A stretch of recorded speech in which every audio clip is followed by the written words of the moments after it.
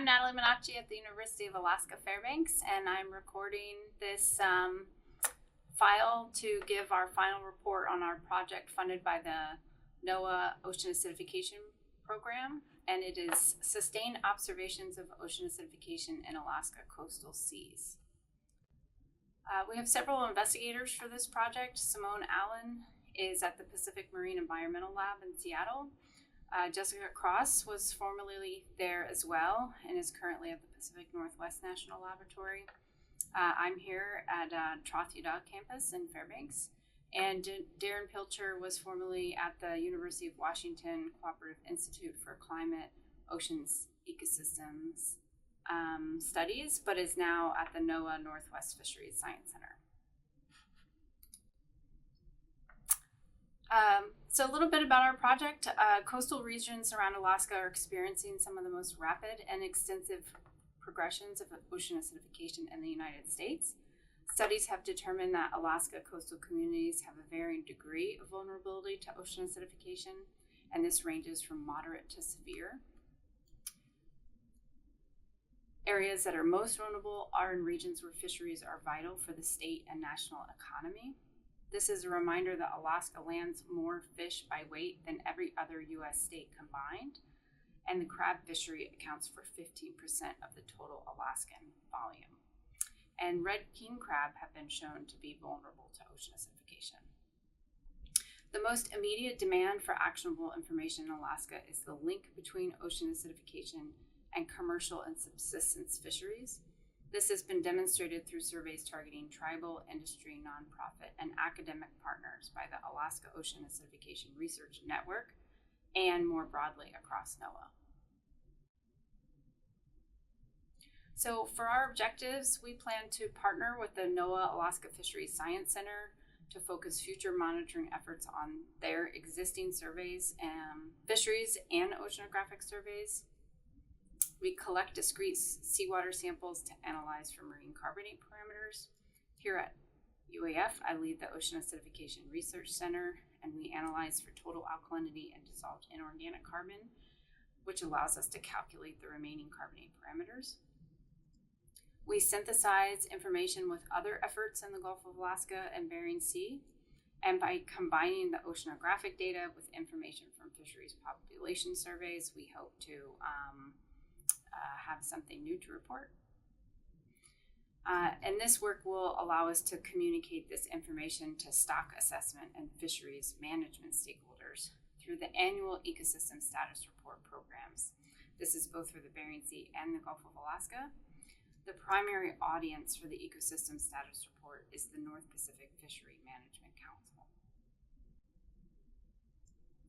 So this project highlights two items under the NOAA Ocean Acidification Program Research Plan.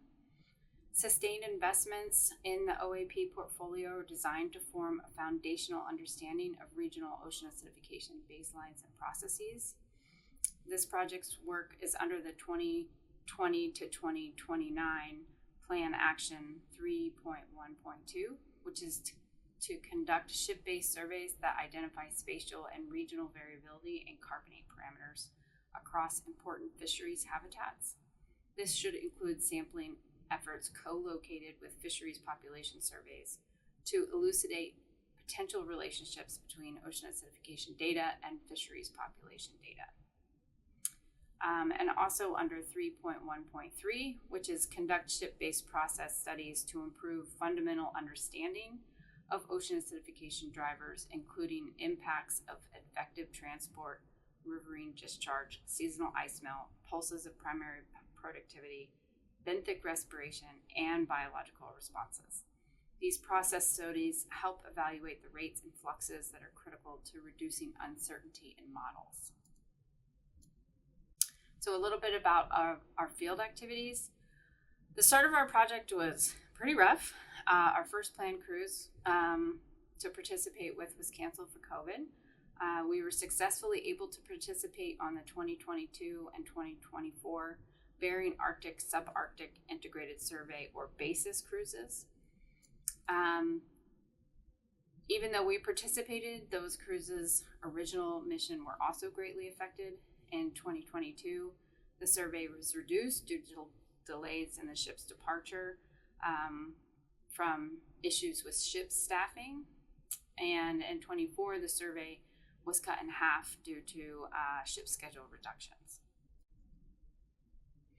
Our objectives to co-collect samples with scientists from the recruitment processes program at the Alaska Fisheries Science Center was not met. First, the 2021 survey in the Gulf of Alaska was canceled due to COVID. We had planned for a limited number of samples to be collected in 2022, but this was also not possible. So the purpose of the Young of the Year survey is to conduct zooplankton and ichthyoplankton surveys and process studies in the region between the Unimak Pass and Shelikof Strait to estimate the abundance, transport, and other factors influencing the survival of young commercially important fishes, including walleye pollock. So the primary observations of the survey support research and recruitment processes and contribute to the understanding of how young fish and prey respond to changes. They are not oceanographic in nature.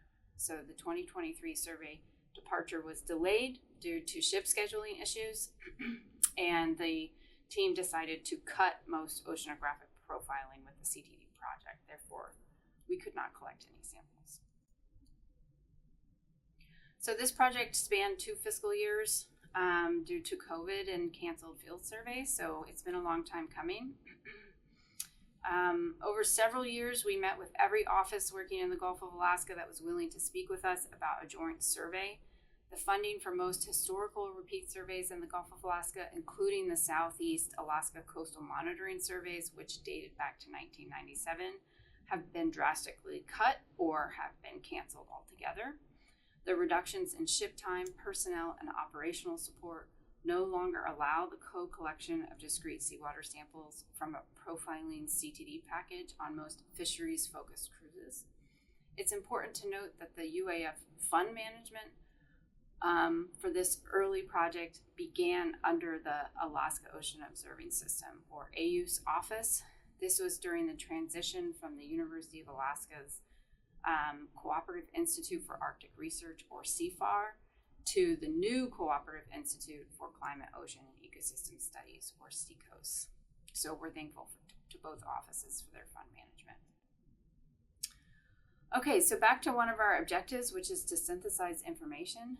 This project focuses on the observations, but it is closely related to the NOAA Ocean Acidification Program funded project, the sustained seasonal forecast of ocean acidification in Bering Sea for fisheries management. So this work is led by Dr. Darren Pilcher and led to extending the Bering 10K model hindcast to 1970 to 2023 and created an ocean acidification index to be used in the NOAA ecosystem status reports. This work integrated ocean acidification data into the NOAA fisheries management pipeline. So we are very grateful for the co-collaboration between these two projects. So here are a couple of figures produced by Darren Pilcher that were submitted to the Ecosystem Status Report in 2022. So these figures are modeled spatial maps of July to September average bottom water for pH. This is on the left, and on the right is the detrended pH anomaly, also for 2022, July to September. The circles on the left panel represent the preliminary data collected on board the fall basis survey. These samples were rapidly analyzed in my lab here at the Trothia campus and submitted to be included in the report just 2 months later. So impacts of ocean acidification on fisheries are understood to be a combination of the temporal duration, biogeochemical intensity, and spatial extent. This visualization shows both the intensity and extent of acidified conditions over the eastern Bering Sea shelf. The co-located survey data highlight the model data disagreement, and we believe this is in part driven by a record coccolithophore bloom that happened during this survey. Now I'm showing another figure by Darren. This is model time series of the July to September pH index, which is the black line, and the omega aragonite, or the aragonite saturation state index, which is in the gray line. Each index is calculated as the percent of spatial area of the eastern Bering Sea region where bottom waters have a July to September average below the denoted value. The dashed portion at the end represents the incomplete 2022 value. So Darren and his team ran this up through September 4th for that year. As I mentioned before, impacts of ocean acidification on fisheries are a combination of duration, intensity, and extent. This visualization shows the percent area, which is the spatial extent of the shelf that is exposed to potentially harmful biogeochemical conditions. So we note that the greatest index values were seen in 2022, and this is driven by very low omega or aragonite saturation states and pH values on the outer Bering Sea shelf. So one of the main products, of course, is the Ecosystem Status Report. They are released for individual large marine ecosystems that have commercial fisheries. These are the Gulf of Alaska, Aleutian Islands, and southeastern Bering Sea. Currently, there are no ESR reports for the Arctic LMEs around Alaska, that is the Chukchi and the Beaufort Seas. So when released, there are two documents. There's an in-brief file, which I have a screenshot of here now, that highlights specific information in a few pages, and the full report, which is hundreds of pages.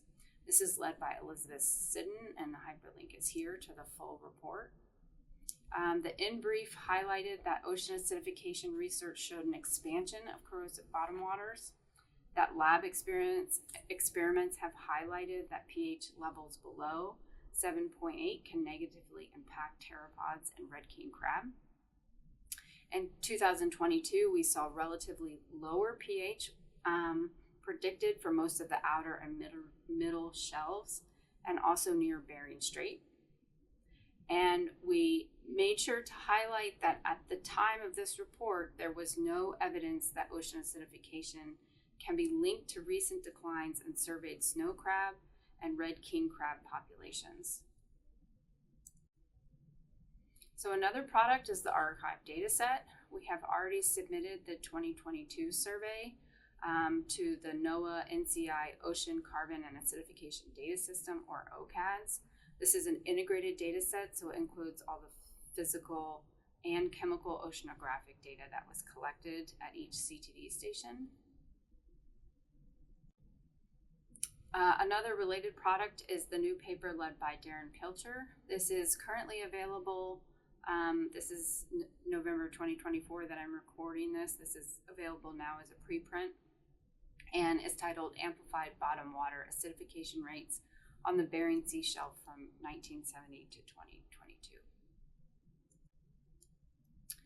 We gave several presentations. The most often, of course, they're by Elizabeth Siddon and her team, presenting the ecosystem status reports to the North Pacific Fishery Management Council. These are generally released in December every year. I gave a poster on this work at the North Pacific Marine Science Organization, or PICES. This is an international audience and includes delegates from the United States, Canada, Russia, Japan, China, and Korea. And we also presented at the Alaska Marine Science Symposium earlier this year. And I give several visits where I talk about all sorts of research that we lead here at the Ocean Acidification Research Center. And this included the West Valley High School chemistry class here in Fairbanks. And more on education, we had several students participate on the fieldwork of this project. One is now Dr. Esther Kennedy, which at the time was a PhD candidate at the University of California, Davis, and is now a postdoctoral researcher at the University of Alaska Southeast. Fiona Tivan-Kamhawi participated in both the 2022 and 2024 cruises. She loves sailing in the Bering Sea. We work closely with her advisor, Dr. Hongji Wang, at the University of Rhode Island. And here at the lab, we have students in and out of the lab every day. Many of them get to work on all of our projects by helping analyze the discrete seawater samples. This is a picture of Paul Lei Chung, who helped me analyze the 2022 bottles and is a recent graduate of the University of Alaska Fairbanks Fisheries Program. In the future, this information will be included in the 2024 Ecosystem Status Report. We expect that to be released in December 2024. We will archive the data that we collected this year within 2 years. Generally, it takes at least a year to get the co-collected nutrient data, and then we're able to merge and integrate the data sets for submission, so that will be happening as well. And this effort really helped us prepare for our current project funded by NOAA OAP, which is to plan for a collaborative survey in FY 27 to 29. So we learned a lot about the efforts that are currently underway in both the Bering Sea and the Gulf of Alaska, and who we might be able to partner with in the future. So a big thanks to all of our partners. That includes the EcoFoci group. This is co-led by Dr. Phyllis Stabenow and Dr. Julie Keister. Phyllis is part of the Pacific Marine Environmental Lab, and Julie is at the Alaska Fisheries Science Center. The Ecosystem Monitoring and Assessment team is mostly located at the NOAA AFSC Juneau Lab in Auk Bay. And of course, the Alaska Ocean Observing Network and Alaska Ocean Observing System helped with fund management and to disseminate our results. And SEACOAST, the new cooperative institute between the University of Washington and University of Alaska Fairbanks. So thanks so much.